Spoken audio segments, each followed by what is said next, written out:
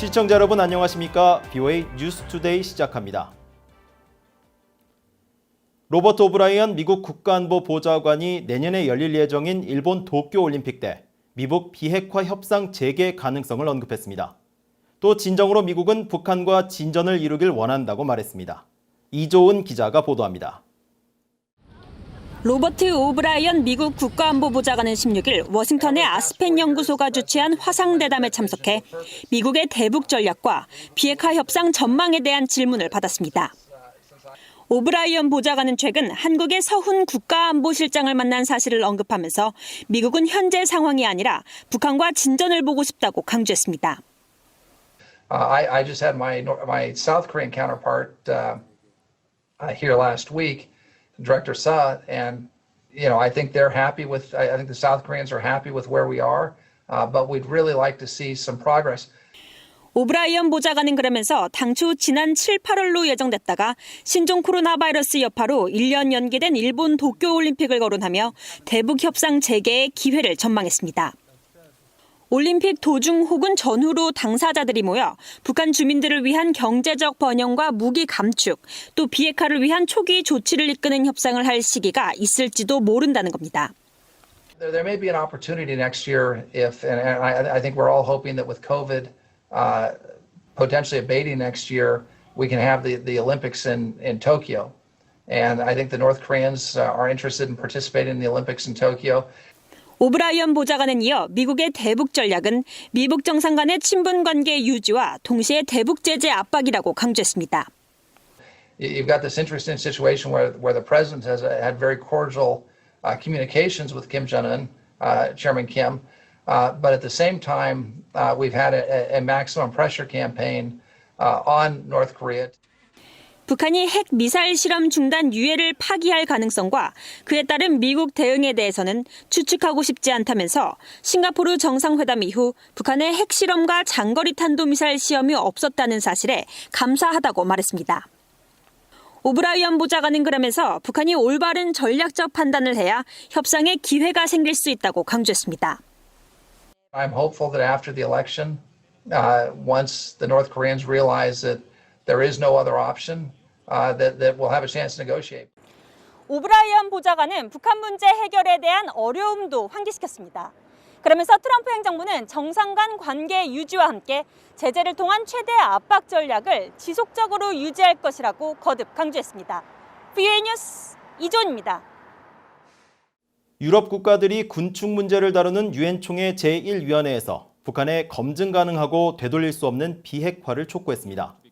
영국의 아이든 리들 군축 대사는 15일 유엔 총회 제1위원회 회의에서 북한의 거듭된 탄도미사일 발사와 지난 1월 북한이 핵과 장거리 미사일 실험을 유예하겠다는 조치에 더 이상 매이지 않겠다고 한 발표에 여전히 우려하고 있다고 말했습니다.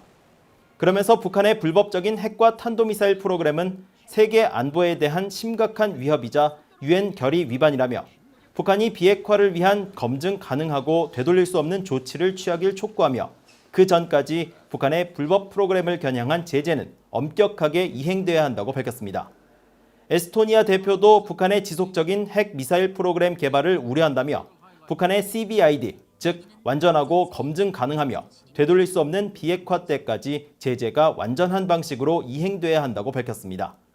이에 대해 유엔 주재 북한 대사관의 김인철 서기관은 자신들은 주권 국가에 대한 내정 간섭 같은 성명들을 단호히 거부한다면서 한반도의 핵 문제는 수십 년 동안 미국의 대북 핵 위협과 협박에서 비롯됐다고 주장하고 북한은 유엔 안보리 결의들이 북한의 주권과 생존권 등을 침해하는 만큼 인정하지 않는다고 밝혔습니다.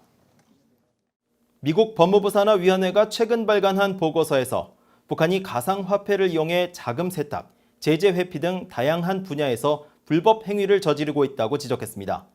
또 북한 등 불량 국가들은 사이버 공격에 자금을 대고 미국과 국제 제재의 영향을 약화시키기 위한 주요 수단으로 가상화폐를 이용할 수 있다고 거듭 경고했습니다. 지다겸 기자가 보도합니다. 미국 법무장관 윌리엄 바 직속의 사이버 디지털 대책위원회는 지난 8일 공개한 가상화폐법 집행체계 보고서를 통해 가상화폐 기술은 미국이 직면하고 있는 가장 중요한 범죄 및 국가안보 위협의 많은 부분을 차지한다고 강조했습니다.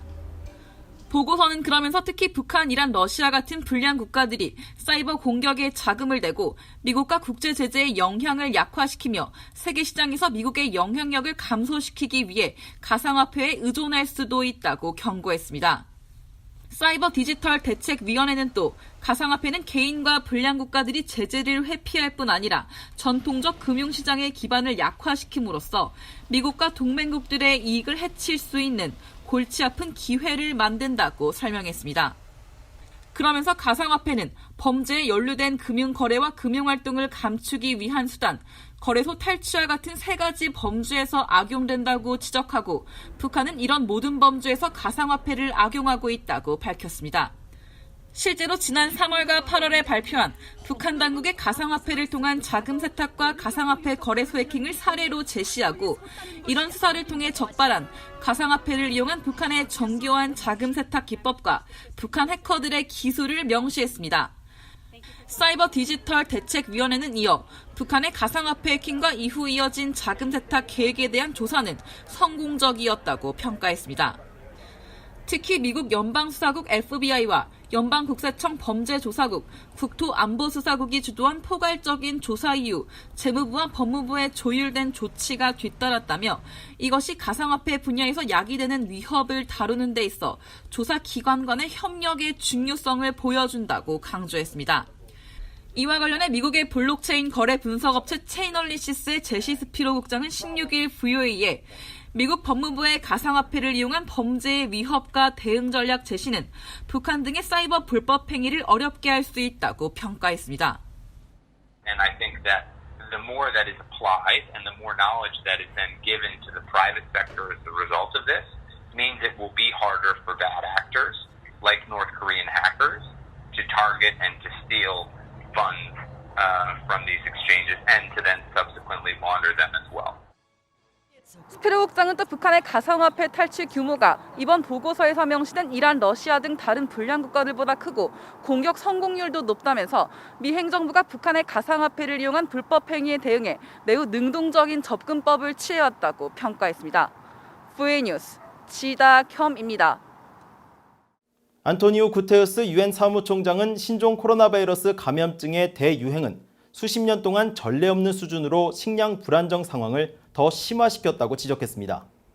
구테르스 사무총장은 16일 세계 식량의 날을 맞아 실시한 연설에서 이같이 지적하고 올해 말까지 식량 부족 인구 6억 9천만 명과 별도로 추가로 1억 3천만 명에 달하는 사람들이 기아 위기에 내몰릴 위험이 있다고 경고했습니다. 구테르스 사무총장은 또 유엔 식량농업기구 FAO 창립 75주년을 맞아 지속가능 발전 목표를 달성하기 위한 노력을 더 강화해야 한다며 이를 통해 모든 사람들이 어디에서나 필요한 영양분을 섭취할 수 있는 미래를 만들어야 한다고 강조했습니다. 이런 가운데 북한 외무성은 세계 식량의 날을 맞아 자체 홈페이지에 올린 글을 통해 홍수와 태풍 피해로 많은 농경지가 유실됐지만 농작물 피해 최소화를 중차대한 문제로 내세우고 투쟁하고 있다면서 앞으로도 유엔 식량농업기구와 세계 식량계획을 비롯한 국제기구, 세계 여러 나라와 교류 협력을 강화해 식량 안전 보장과 역량 개선, 유엔 지속 개발 목표 달성을 위한 국제적인 노력에 적극 기여해 나갈 것이라고 밝혔습니다.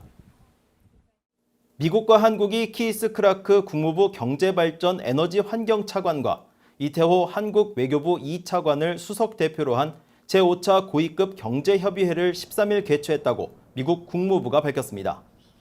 국무부는 16일 발표한 보도자료에서 이번 협의회는 한국의 신남방 정책과 미국의 인도태평양 전략에 부합하는 양국의 진전 사항들을 점검하고 앞으로 나아가기 위한 방안들을 모색할 수 있는 기회를 제공했다고 밝혔습니다. 이어 양국은 이번 협의회를 통해 긴밀한 조율을 지속하고 양자 경제 관계를 더 강화하며 영내와 국제 문제에 대한 협력을 강화하고자 한다고 덧붙였습니다. 앞서 한국 외교부는 별도로 발표한 보도자료에서 양국이 신종 코로나 바이러스 대응 과정에서 항공 노선을 유지하고 진단키트와 마스크 지원 등을 통한 협력을 했다며 이를 두 나라 협력의 모범 사례로 평가했다고 밝혔습니다. 아울러 신종 코로나 바이러스 사태 이후 세계 경제 침체 우려에 대응해 글로벌 공급망 복원력 제고 필요성에 대해서도 의견을 교환했다고 전했습니다. 이상으로 VOA 뉴스투데이를 마칩니다. 시청해주신 여러분 고맙습니다.